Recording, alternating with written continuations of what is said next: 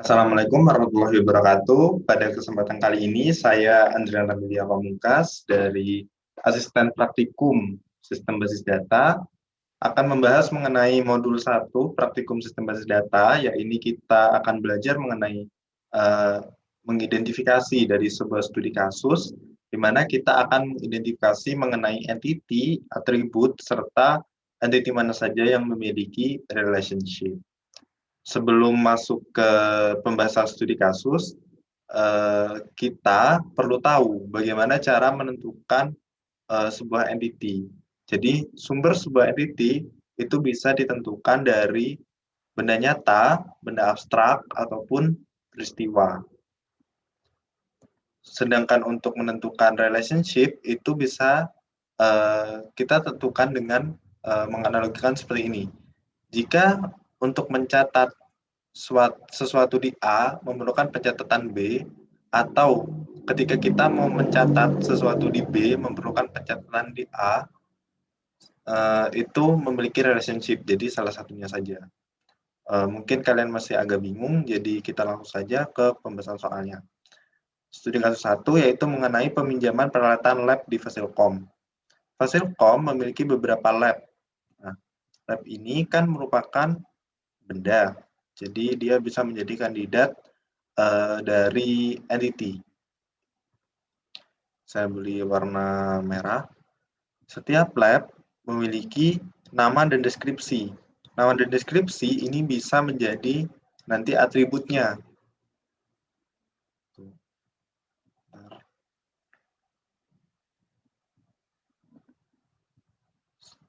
Yang akan menjadi atributnya. Setiap lab dipimpin oleh kepala lab. Kepala lab ini kan masuk benda. Untuk menyederhanakan masalah, asumsikan K-lab tidak pernah berganti. Sebenarnya ketika kita diasumsikan bahwa K-lab tidak pernah berganti, itu kita bisa memasukkan kepala lab itu bukan menjadi entity, melainkan menjadi atribut di lab. Tetapi dalam hal ini saya menjadikan kepala lab menjadi entity lain agar kita lebih mudah saja untuk mengidentifikasinya. Jadi kemungkinan K-labnya itu berganti gitu. Jadi kalau K-labnya kemungkinan berganti itu kan bisa nanti bisa redundant ketika dimasukkan. Jadi saya pecah menjadi entity yang lain, entity sendiri. Setiap lab di Fasilkom memiliki beberapa barang yang bisa dipinjamkan. Setiap barang memiliki nomor pengenal. Pengenal ini akan menjadi atributnya. Yang dicetak di barang dan deskripsi barang.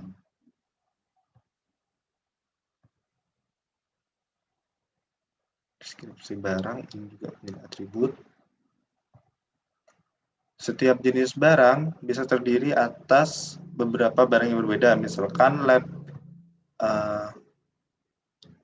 basis data memiliki 17 barang berjenis komputer. Setiap komputer memiliki nomor pengenal dan deskripsi yang berbeda. Oh ya, ini jenis.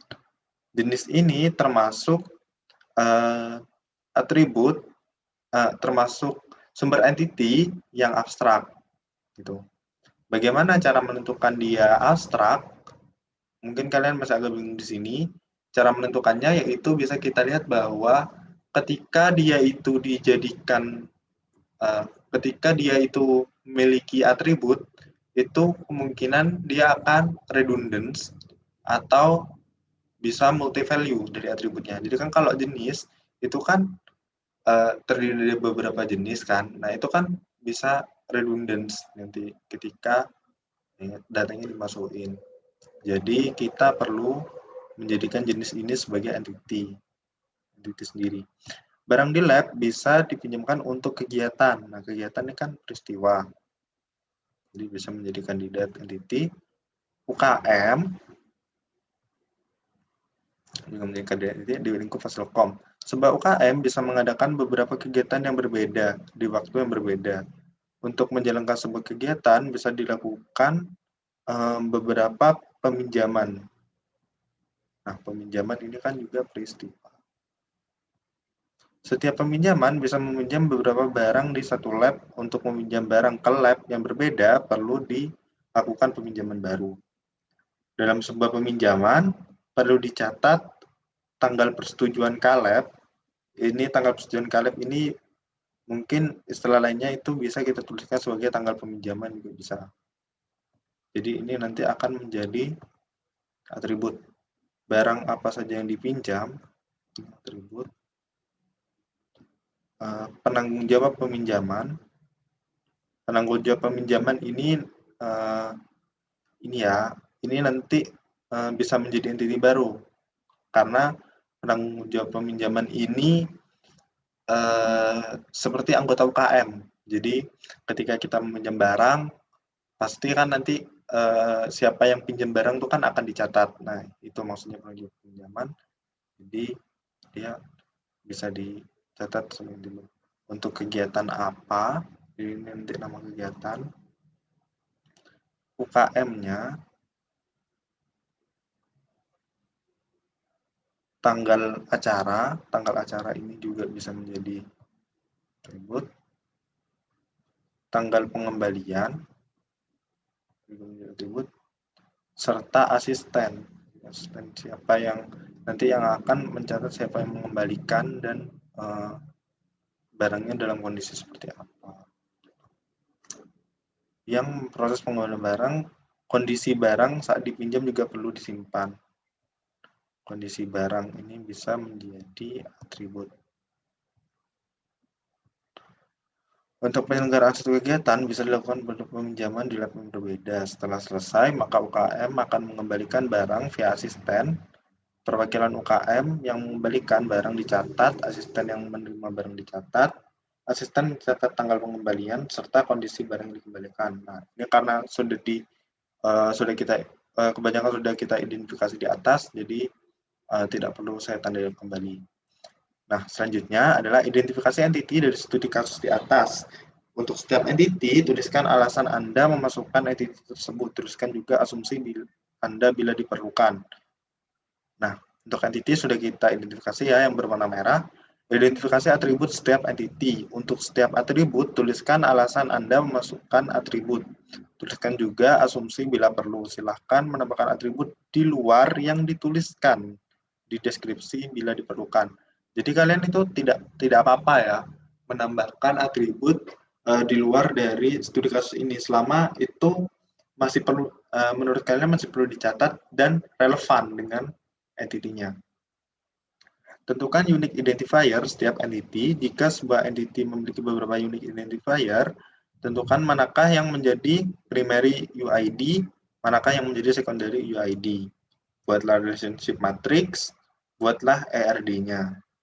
Nah, untuk mempersingkat waktu, jadi saya sudah tulis di sini terkait tadi ya untuk entity-nya, tinggal menambahkan atributnya. Nah, seperti ini. Jadi untuk lab itu tadi kan ada nama dan deskripsi. Nama, deskripsi. Nama sebenarnya bisa menjadi primary UID dari sebuah lab. Karena tiap lab kan namanya pasti berbeda-beda. Akan tetapi di sini saya prefer untuk menambahkan ID sebagai primary key. Karena ketika kita menggunakan nama itu ada kemungkinan besar untuk berganti di masa yang akan datang. Dan ketika namanya itu berganti, tentu saja akan menyulitkan kita ketika nanti masih perlu mengganti-ganti lagi di database-nya. Jadi lebih baik menggunakan ID. Sebenarnya untuk primary itu lebih baik untuk menggunakan ID ketika kita itu ya, meskipun ada atribut lain yang bisa dijadikan primary UID. Tapi dalam hal ini saya hanya menyetopkan menggunakan ID dalam beberapa kasus saja. Jadi contoh ini ID-nya yang primary saya beri warna kuning. Kemudian kepala lab. Kepala lab itu di sini kan tidak dijelaskan secara terperinci. Jadi di sini saya menambahkan atribut NIP sebagai primary, dan kemudian ada lagi nama. Dan barang tadi memiliki nomor pengenal. Jadi nomor pengenal, karena setiap barangnya nomor pengenalnya berbeda, itu bisa dijadikan primary UID karena unik ya, jadi nggak ada yang sama. Kemudian apalagi? Jenis barang, deskripsi barang. Kira-kira kita perlu mau menambahkan nama barangnya ya. Barang dan deskripsi. Jenis tidak perlu dimasukkan di atribut barang karena jenis sudah menjadi entity sendiri. UKM. UKM sebenarnya nama UKM sama kayak tadi yang nama lab. Oh ya, yang nama lab tadi, nama ini menjadi sekunderinya ya. Saya beri warna hijau. Nama UKM bisa menjadi primary, tapi karena nama itu kemungkinan bisa berubah, jadi saya beri ID saja, nama UKM.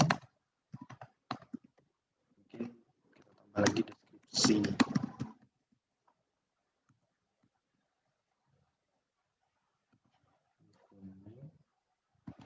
UKM.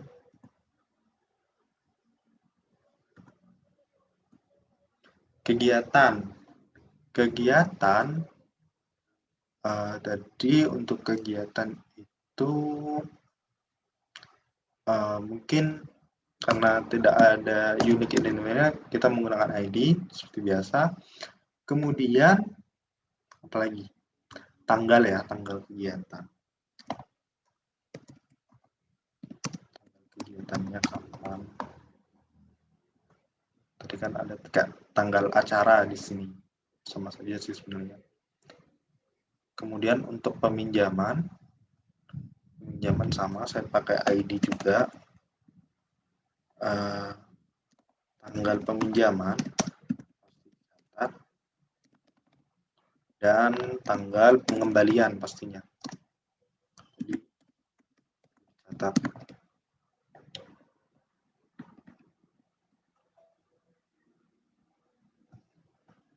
Anggota UKM. Anggota UKM ini kan biasanya mahasiswa ya. Mahasiswa itu pasti punya NIM. Bayar karena nggak ada yang sama kalau NIM. Bisa. Kemudian nama mahasiswa.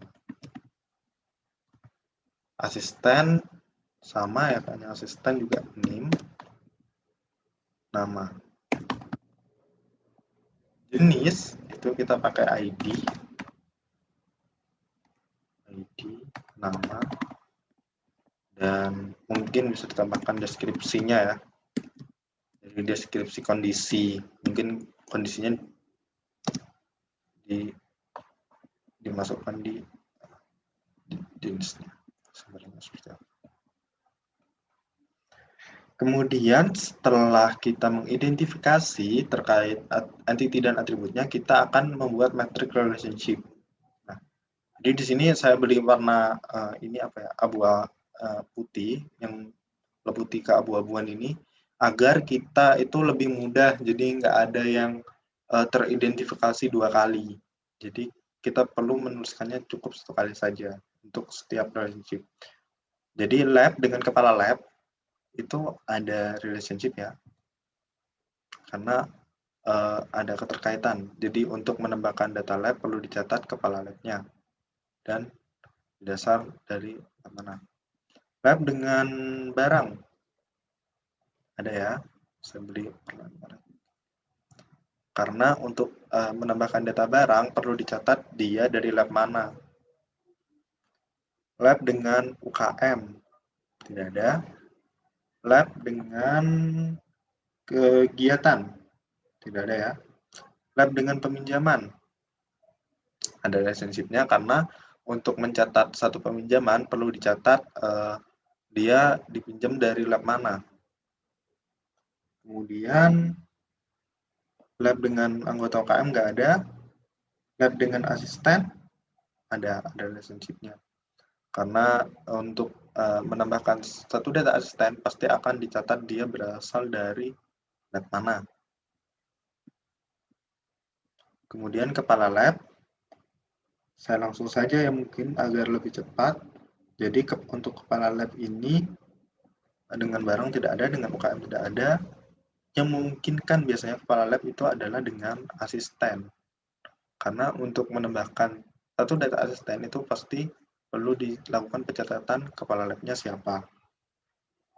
Selanjutnya, barang. Barang itu pasti punya keterkaitan dengan peminjaman, ya pasti. Karena ketika kita melakukan peminjaman, itu pasti akan dicatat data barang yang dipinjam. Kemudian, apa lagi?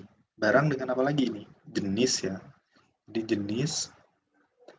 jenis itu ya, jadi untuk mencatat jenis itu perlu dicatat kira-kira barang termasuk jenis apa, barangnya termasuk jenis apa gitu. UKM selanjutnya, UKM itu pasti ada hubungannya dengan anggota UKM. Anggota UKM karena pasti dicatat dari UKM mana sama kayak alat tadi ya. Dan juga di kegiatan.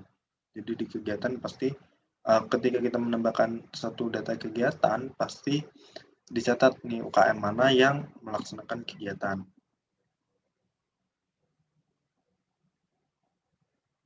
Selanjutnya, kegiatan pasti relationship dengan peminjaman. Karena ketika melakukan peminjaman tadi, seperti yang di studi kasus, akan dicatat kegiatannya itu apa. Lalu, apa lagi nih? Peminjaman. Peminjaman itu dengan anggota KM nggak ada ya. Jadi, ketika kita melakukan peminjaman tidak, sebentar. Peminjaman dengan anggota UKM. Ada ya. Kemudian, sebentar. Kita peminjaman itu dengan relationship-nya kira-kira dengan anggota UKM. Ada ya. Pinjaman dengan anggota UKM itu ada relationship-nya. Karena ketika melakukan peminjaman itu perlu dicatat anggota UKM. Kemudian dilanjutkan dengan anggota UKM dengan asisten nggak ada, dengan jenis nggak ada. Kemudian asisten ini dengan jenis nggak ada. Udah selesai sih.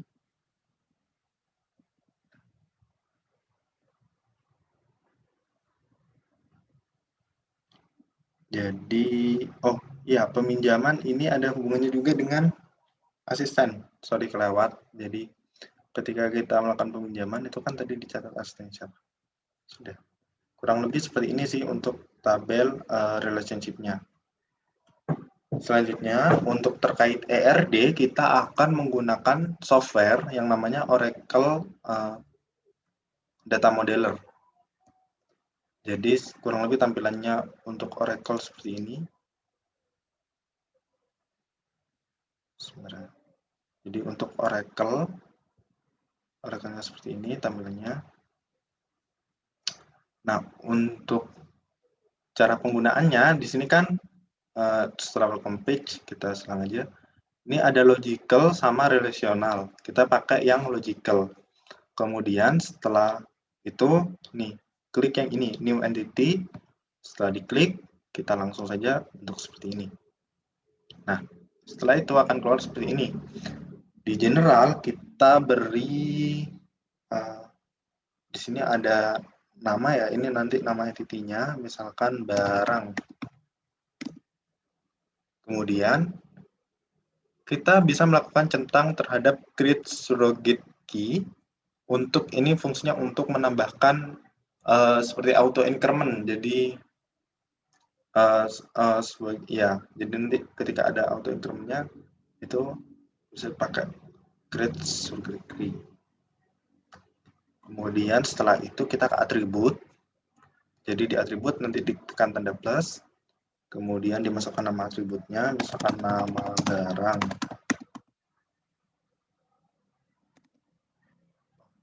ID ya kayaknya, nomor seri. Tadi kan nomor seri kan. Setelah itu ini data type-nya ke logical, kemudian bisa dicentang primary UID.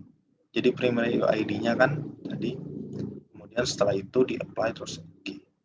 Nah, kemudian saya coba tambahin lagi di atribut, misalkan nama. Sama tadi kan udah data type-nya domain. Nah, di sini saya akan mencentang yang mandatory. Jadi fungsinya mandatory ini adalah untuk menandakan bahwa atributnya itu nggak boleh kosong. Jadi harus ada isinya nanti. Jadi dicentang mandatorinya terus oke. Itu aja sih. Kemudian coba buat entity lagi. Apa ya tadi, kepala lab.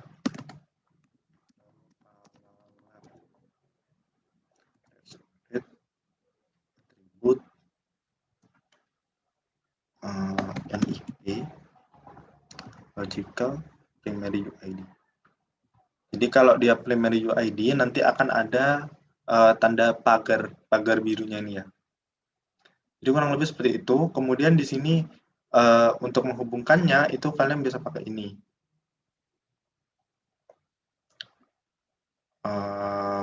Mungkin saya tambahin lagi kali ya, satu lagi. Karena untuk barang dan kepala lab kan tidak ada itu ya, tidak ada di sini. Jadi di sini saya tambahkan lab aja. Kemudian create atribut, tambahkan atributnya. Tadi ada ID, logical, primary UID, oke. Nah, kayak gini. Tadi kan satu kepala lab.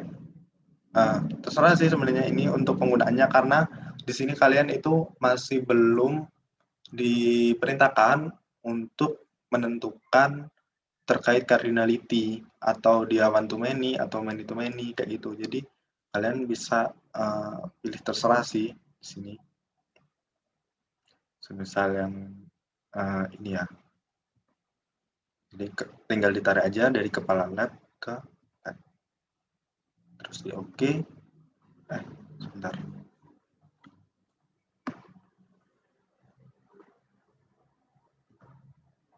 Dari kepala lab ke lab. Oke, nah jadinya seperti ini. Tapi kalian nggak perlu menjelaskan kenapa ini putus-putus, kenapa ini kakinya ada 3. Itu nggak perlu. Jadi kalian beri panah saja entity-entity mana yang memiliki relationship. Jadi, kayak gitu aja tugasnya di sini. Nah, kurang lebih seperti ini ya untuk dia jadi kepala lab dengan asisten, dia memiliki relationship, kepala lab dengan lab. Ya, kayak gitu, kalian tinggal menyesuaikan saja dengan matriks yang sudah dibuat tadi untuk relationship-nya. Jadi kurang lebih seperti itu untuk pembahasan modul yang nomor 1. Kemudian untuk yang nomor 2 ini saya jadikan tugas dikerjakan di rumah. Jadi untuk tugasnya sama kayak yang tadi, jadi identifikasi entity, identifikasi atribut, tentukan unique identifier, lalu relationship, dan buat ARD-nya. Jadi ya ini kan ada kayak nama apa sih, nama bengkelnya, terus nanti ada alamatnya. Nah itu kalian bisa identifikasi ya dari tabel-tabelnya ini. Mungkin sekian presentasi dari saya. Apabila ada kesalahan ataupun kekurangan dalam penyampaian, saya mohon maaf yang sebesar-besarnya. Wassalamualaikum warahmatullahi wabarakatuh.